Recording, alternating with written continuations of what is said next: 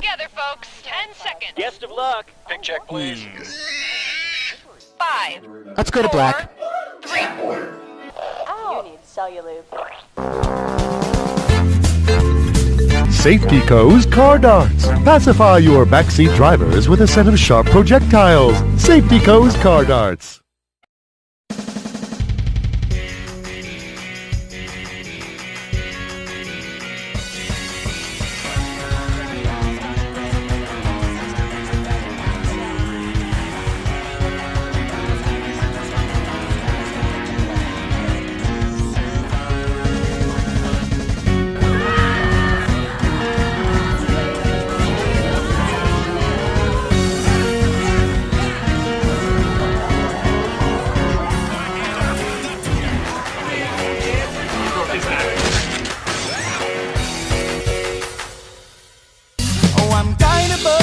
All because this is how we do it. South Central does it like nobody does. This is how we do it. To all my neighbors.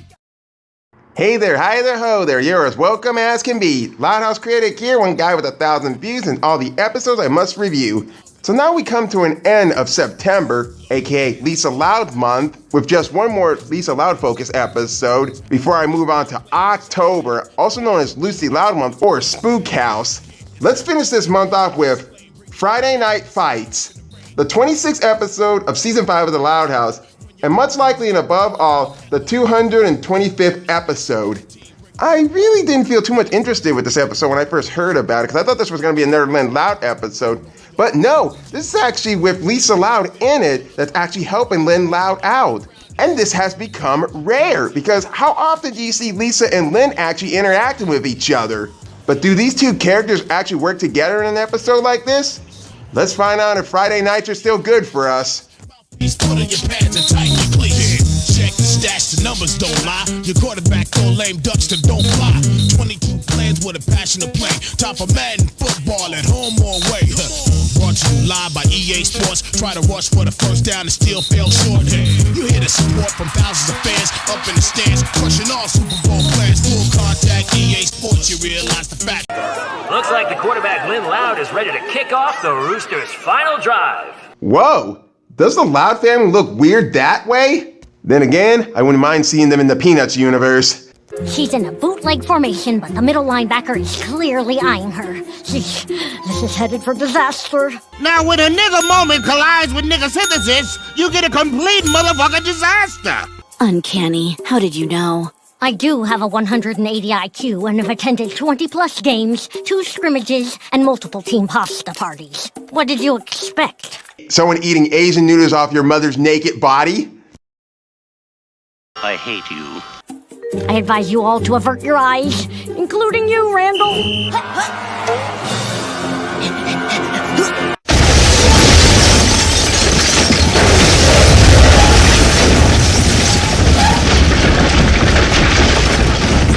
Let me guess, you meant to do that. The Woods gets blown out again.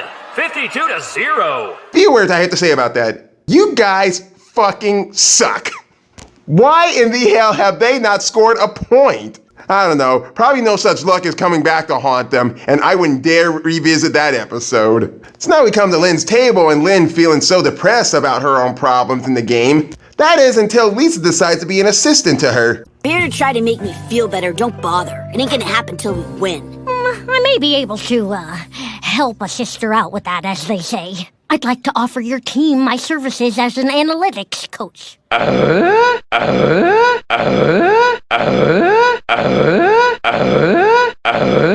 Your play calling is statistically flawed.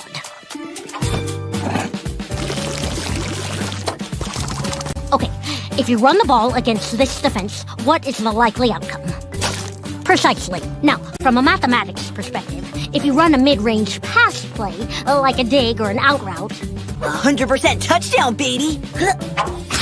Actually, 82.3444%, but who's counting? How about Walt Disney?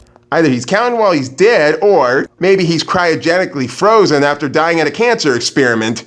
That's really reductive. My point is, a numbers-based approach would give your team a winning advantage. You do this for me, Brainbox? Patronizing nickname aside, I cannot watch you struggle like this when I know there's a mathematical fix. You know, this is really good family bondage, especially when it's with Lynn and Lisa, which I don't see too much often in the show. But then again, when there comes good family bonding, there's that hill you actually climb up, then slide down, and then back up again. I want you all to visualize that the way you would pitch your dance resolution. Welcome to today's practice. I am the new assistant coach, Lisa Loud, and I'd like to introduce you all to my associate, Touchdown Bot. You all ready for this?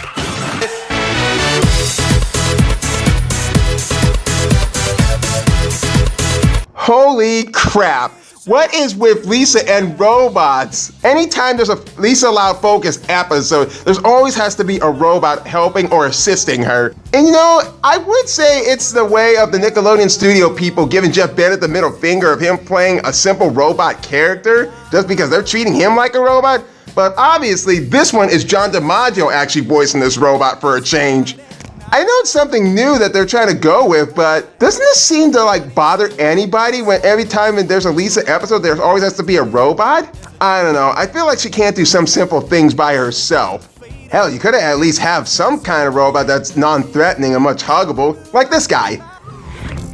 Hello, I am Baymax, your personal healthcare companion. I was alerted to the need for medical attention when you said, ow. I've programmed this algorithm to access any and all football situations from a statistical perspective. As the great Pythagoras once said, numbers rule the universe.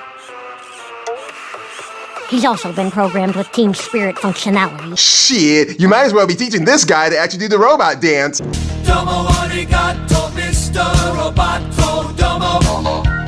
Domo.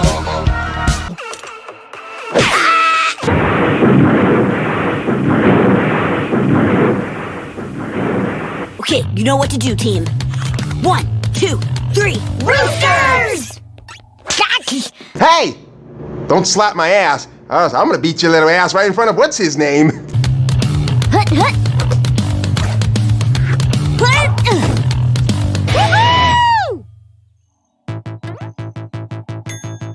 Yeah, I'm sorry. I still don't get why the hell did they even have Paula actually playing sports? Are they just that desperate to break her other leg? Could be worse. You could be actually having CJ actually play this. All right, stand up. Move it! Move it! Move it! Come on, let's move it, you ladies! Keep it moving, people! According to mathematical models, the optimal amount of cardio needed to enhance gameplay is 4.2 hours. Uh-huh! Looking good, man! We need a water break, Coach.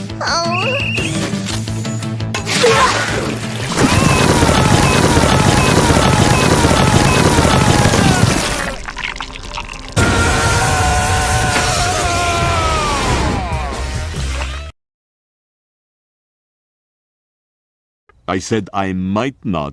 So, what's the post-practice grub sitch, Coach? Wings, nachos, pasta? Even better.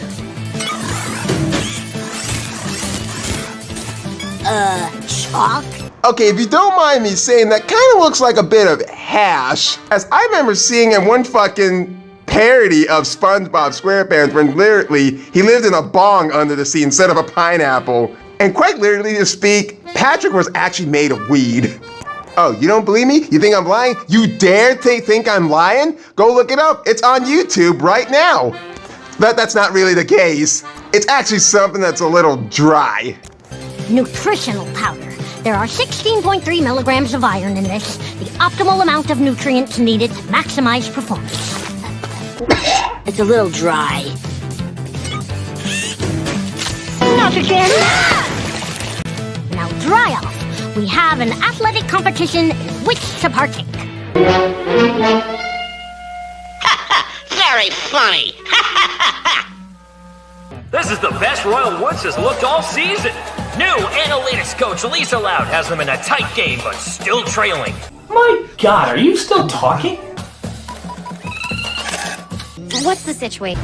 It's not good. 22X, Dreamboat, Archimedes, 91 wag.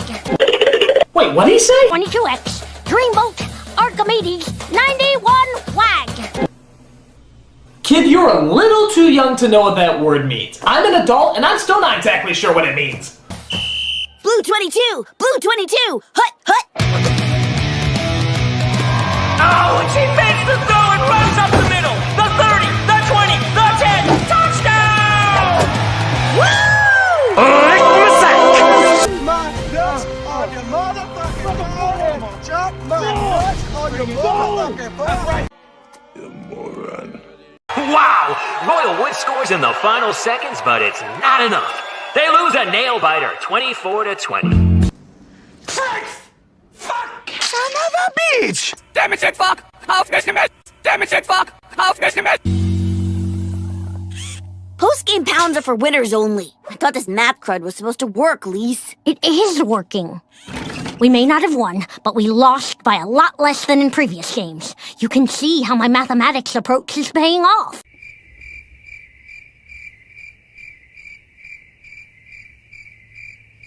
I don't get it.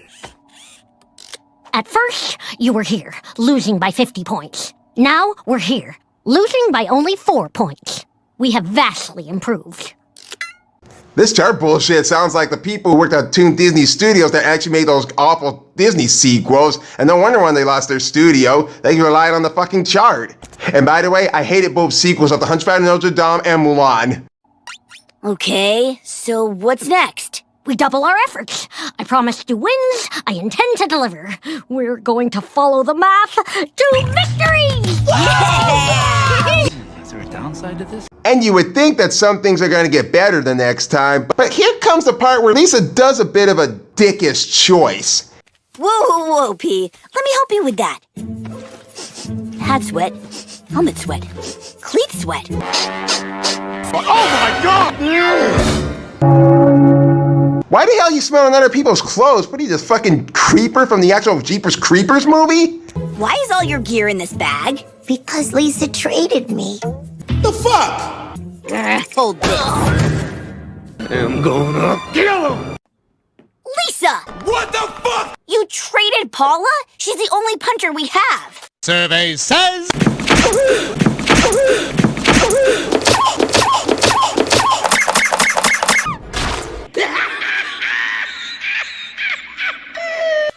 Oh, we can't be punching anymore. Statistically speaking, we're 79.68% better off going for it on 4th down. Trust the numbers. Yeah, something tells me that's going to get old really fast. And then again, why would we even need Paula to actually play football anyway? I don't know. You guys tell me. Oh, BT Dubs. Margot's been traded too. What? You said what? Margot's a fine receiver, but she's only 4'11". My calculations show that we could increase passing output with someone taller. Meet wide receiver 1. At 6'4", she gives us a giant statistical edge. God damn! That's a really big girl. Whoa, not that kind of big girl. I mean, a frickin' tall drink of water. Shit! Excuse me.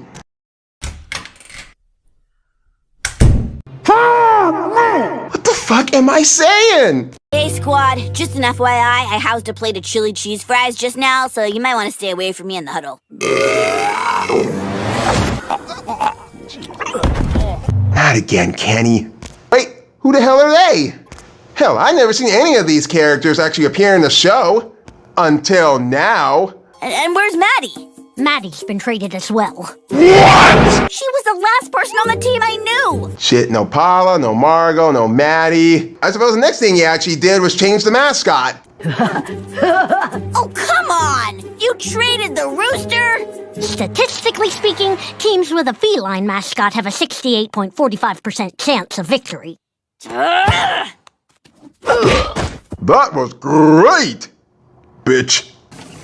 We got a team full of randos, and you're playing tic-tac-toe? This isn't tic-tac-toe. I've built you the most statistically efficient team in football history. Do you not even know how to check to plan a game out before you actually go out there and do it? That's part of playing football. The numbers say we'll win our next game by 20 points. And every game after. Dear sister, I promised you a winning team, And this is it. That's some fancy footwork, Doc. Let me try.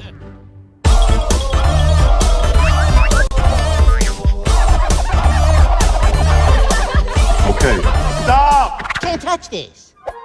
Don't ever do that again. This must be how famed biologist Louis Pasteur felt when he boiled up his first beaker of buttermilk. Whoa, holy shit, I've never seen Lisa have some beady eyes like that before. Fix those eyes, you look like a weird Lanny and Lori. Then I have to admit, that's really cute. Hut, hut! How about some hustle, wide receiver one? Let's lay out for that. God, that Loud family still looks weird. Even Lola and Lana. Oh, come on! Who was supposed to be covering my blind side? Yeah, I'm gonna hate to say it, this team is the worst. I broke my ass more in football than I did playing basketball.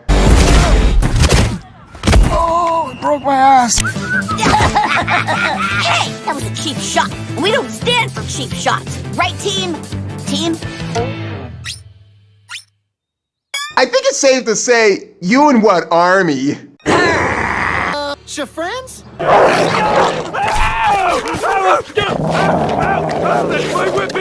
Oof, Royal Woods loses 63-0. Despicable son of a glitch! Okay, now I'm no professional in football, and I ain't no Albert Einstein, but I could just say this is about the worst play I've ever seen since Detroit Lions got their ass beat by Pittsburgh Steelers. I am aware of the proverbial posterior thrashing, and will find a mathematical fix. Promise. No! That's what you said the last time before, and the time before that, and look. You've done enough. I put my trust in you and your numbers, and it ruined my team. I don't want your help anymore.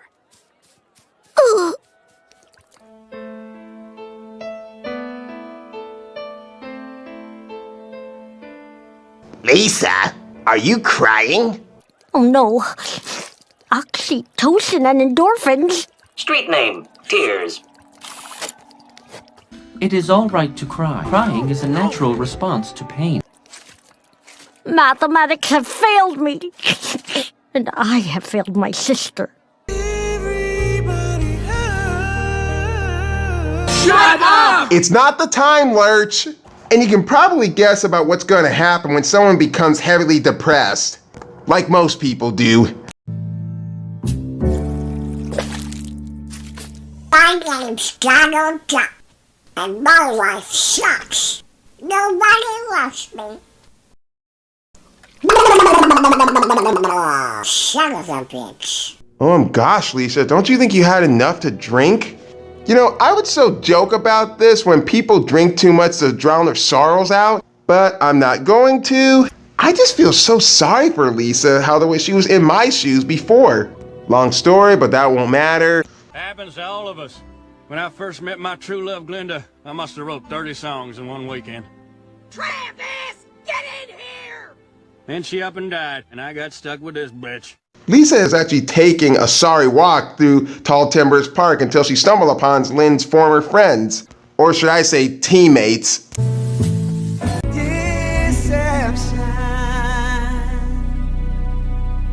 Yeah, over here! I'm open! I'm what's open! this? When you're the best of friends, having so much That was a fun perfect throw! together. I know how to fix this. We'll try to fix you.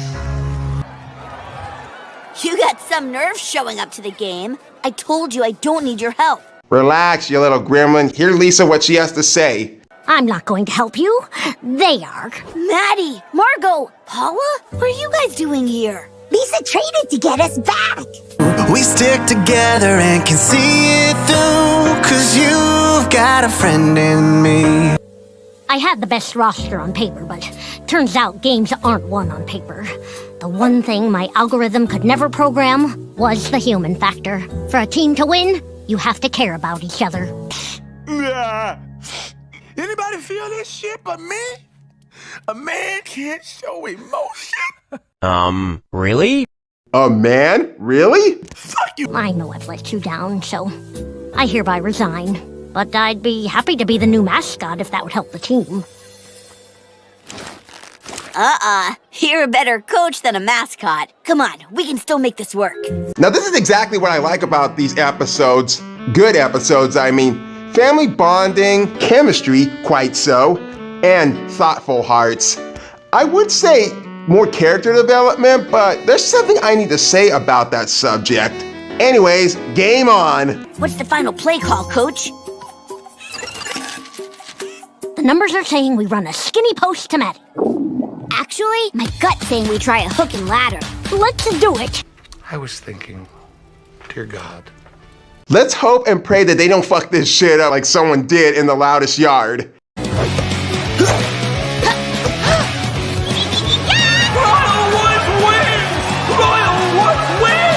Yeah! Yeah!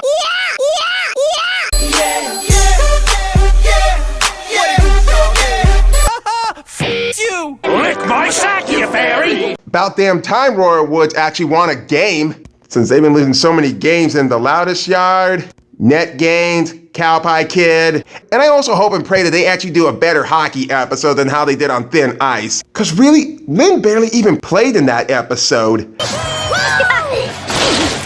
Hold on, why is Lori here all of a sudden? Did anyone ever notice that Lori never appeared throughout the entire episode until the very end at this point?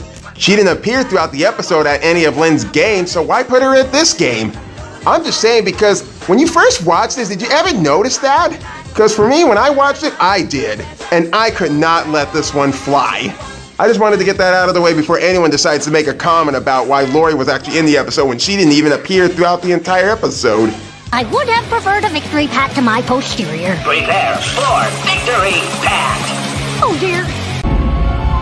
Been nice knowing you, pal. This is gonna hurt. And this has been a Friday Night Fights.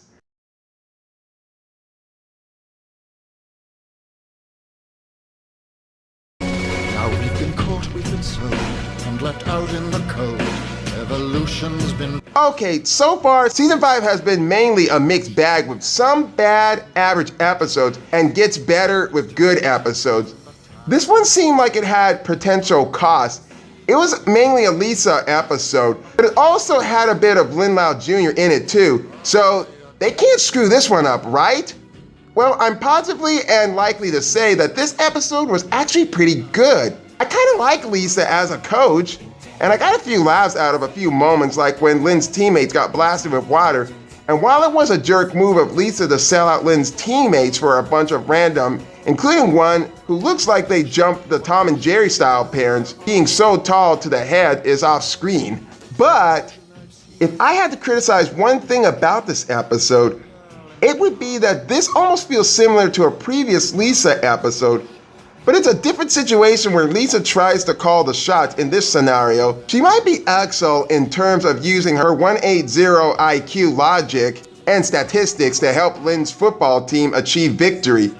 And while some of her changes come across as logical and mentally sound, it's almost as if the writers are unable to help her progress as a character, since she's only applying these tactics on kids and assume that they'll be molded into cogs in her well-oiled machine, if that makes any sense to anyone. But of course, she thankfully realized what crucial the most in terms of winning a team. Yeah, I know she's a genius level child and nobody wants to put her into a school that would actually fit her advanced intellect. Let me just tell you all something. Nobody is born perfect, even with that logical, and even the smartest persons are capable of fucking up. But I'm hoping in the future that the writers acknowledge this in different ways instead of just putting Lisa in charge of something and failing because of her tactics lack a human element. Because they don't apply to kids. So in the end, it was a very good episode. I did feel sorry for Lisa at one point, but at least she actually right what she did wrong. For some of you out there who don't like Lisa Loud episodes, give her a chance with this episode. I'm the Loud House Critic. It's about time for me to get the pumpkins and the candy ready. In the loud house, duck, dodge, push and shove, it's how we show our love. In the loud house, one boy and 10 girls wouldn't trade it for the world.